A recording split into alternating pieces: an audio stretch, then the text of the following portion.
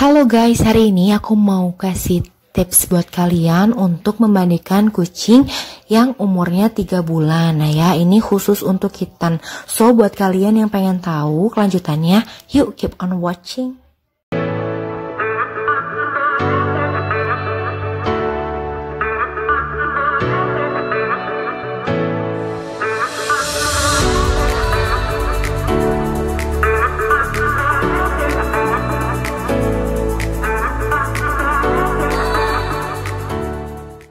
Nah, di sini ada sampo khusus ya yang perlu kalian siapkan untuk memandikan kitten kalian. Di sini aku pakai sampo dari merek Dexy. Untuk link beli di mana nanti aku bakal masukin di deskripsi box ya. Nah, biasanya aku beli di Shopee. Ini udah jadi biasa yang merek aku beli dan hasilnya memang jadi lembut dan wangi gitu ya buat si kitten-kittennya. Dan ini nggak cuman sehari doang, jadi tahan lama. Intinya gue merekomendasikan ini ya untuk samponya. Nah, sebenarnya kan untuk merek sampo kitten ini ada berbagai macam. Jadi memang sesuai kebutuhan kalian aja. Kalau aku di sini kenapa merek yang ini, karena memang kondisinya si kittennya tanpa ada kutu dan jamur atau apapun. Jadi memang khusus untuk perawatan bulu dan harumnya gitu. Tapi kalau misalnya kalian pengen yang memang merek untuk anti kutu atau misalnya anti jamur untuk kitten, itu banyak banget merek di pasaran. So, ini sesuai dengan kebutuhan kalian. Nah, seperti biasa untuk menyiapkan si samponya, kalian cukup masukkan si samponya, kemudian tambahkan air panas ya. Di sini sesuai aja gitu ya. Intinya disesuaikan dengan berapa jumlah kitten yang akan kalian mandikan kayak gitu. Jangan lupa untuk menyiapkan hand washnya juga ya guys, agar lebih bersih lagi untuk memandikan si kucingnya. Nah, seperti biasa di sini kita sudah mulai balur ya si kucing ini dengan sampo yang sudah dikasih air, kemudian pakai hand wash dan mulai menggosok ke area ini ya tangkuknya. Nah, sebenarnya yang perlu diperhatiin di sini bedanya ya dengan kucing dewasa. Untuk kucing kitten atau yang muda ini agak sedikit lebih rumit gitu ya, karena pertama dia lebih hyperaktif, dan yang kedua memang lebih susah untuk dikondisikan. Tips yang pertama agar lebih mengkondisikan kucingnya yaitu dengan menggunakan air yang benar-benar hangat. Dalam arti di sini jangan sampai airnya dingin gitu ya ketika udah kelamaan kita ngebasuh atau ngebilas si kucingnya. Jadi benar-benar kita harus nyiapin beberapa ember atau wadah lagi yang memang ditaruh air hangatnya, jadi biar refill gitu loh. Nah, kenapa caranya seperti itu bisa untuk mengkondisikan? Karena tipe kucing untuk kitten ini mereka mudah sekali untuk kedinginan mungkin ya dibanding sama yang dewasa, karena kan pembentukan imunnya juga belum kuat gitu loh kayak dewasa. Jadi memang perlu banget kita nge-carein dari hal-hal seperti itu dan menjaga suhu tubuhnya si kucing. Tips lain adalah ketika memandikan si kitten ini jangan sampai kita membasuh atau membilas bagian kepala depannya. Kenapa? Karena memang agak riskan ya untuk kitten maupun dewasa membasuh bagian area kepala depan. Kalau bisa memang untuk membersihkan si beleknya atau misalnya hidungnya, kita gunakan tisu basah dan kita elap aja gitu ya. Ataupun ketika memang sudah kondisi si kucing ini kering gitu, dalam arti memang si kondisi kucingnya tidak terbasahi di bagian depan kepalanya, seperti itu kurang lebih.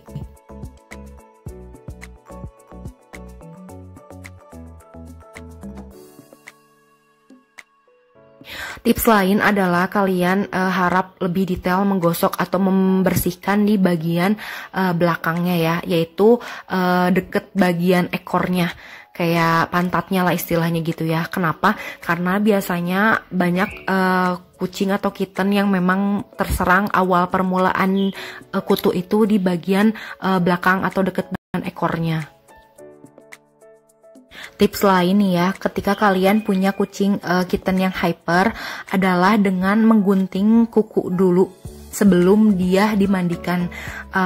Takutnya gitu ya, memang itu jadi kendala buat kalian memandikan, karena memang ada beberapa kucing atau kitten yang ketika tidak ingin dimandikan dia itu benar-benar mencakar gitu ya ke kitanya dan bahkan melukai kita. Jadi untuk mengkondisikan hal tersebut kita usahakan dengan preventifnya menggunting kukunya dulu. Nah, untuk yang kedua di sini ada si Amoy. Si Amoy ini adalah kitten gue yang biasa gue rawat juga. Jadi gue ada beberapa kitten gitu. Nah, untuk si Amoy ini tipikal kitten yang memang agak pendiam kalau misalnya dia dimandiin, beda sama yang pertama gitu ya.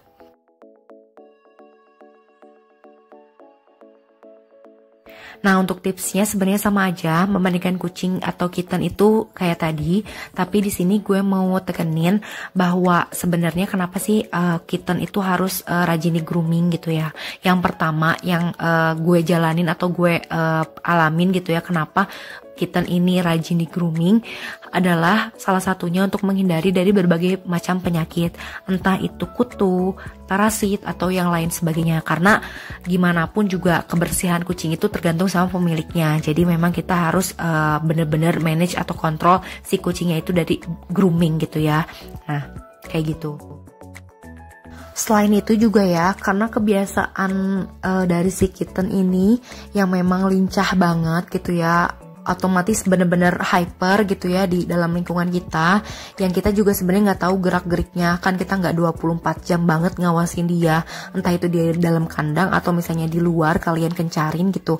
Nah, biasanya si kucing ini selalu, atau si kitten ini selalu main-main gitu ya sama suatu benda yang ada di depannya, entah itu binatang gitu ya, serangga, atau misalnya entah itu debu, kotoran dan lain sebagainya. Jadi memang salah satu preventif untuk dia nggak kena penyakit yang aneh-aneh gitu ya dari berbagai binatang yang ada di sekitar lingkungannya dengan grooming minimal satu minggu sekali lah ya, untuk bener-bener maintenance. Tapi kadang juga gue kalau misalnya memang agak jorok sedikit gitu ya kucing gue, entah itu dia memang poopnya lagi mencret misalnya, atau misal dia kena sesuatu dari mana gitu datangnya, entah tiba-tiba dia kotor, gue pasti elap, dan elapnya biasanya pakai tisu basah gitu ya, atau misalnya tisu kering kalian basahin, itu memang optional kalian kayak gimana gitu ya, tergantung sama kondisi di rumah kalian adanya apa kayak gitu.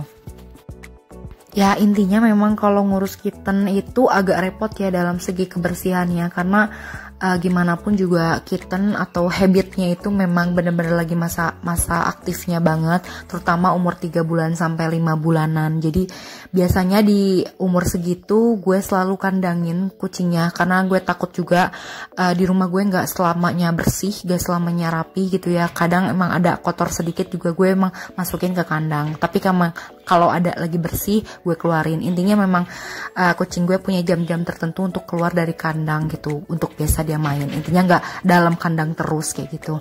Sebenarnya untuk manage atau ngatur si pola kucing ini tergantung kalian ya, ownernya, para owner yang memang ngebiasain kucingnya di dalam kandang kah atau misalnya di luar kandang kah, istilahnya itu optional. Tapi memang untuk merawat atau kebersihan si kitten ini perlu ekstra sih untuk maintenance-nya ya, karena emang rawan dan sebelum divaksin juga, jadi memang harus benar-benar dijaga dari segi kebersihannya. Nah, ketika udah dimandiin si kucing jangan lupa untuk dikeringin dulu ya, biasa pakai anduk. Kemudian setelah itu jangan lupa untuk dijemur. Kalau gue biasanya dijemur, tapi bisa juga dengan menggunakan hair dryer. Intinya gimana pun kalian cara pengeringannya, usahakan benar-benar kering si kucingnya. Jangan sampai lembab, dan itu akan beresiko untuk terkena penyakit. Gitu aja ya guys. So guys, intinya kayak gitu aja tips dan trik kali ini untuk memandikan kucing dan serba-serbi merawat kitten. So di nextnya gue bakal upload lebih banyak lagi mengenai perawatan kucing. Thanks for watching and see you on the next video.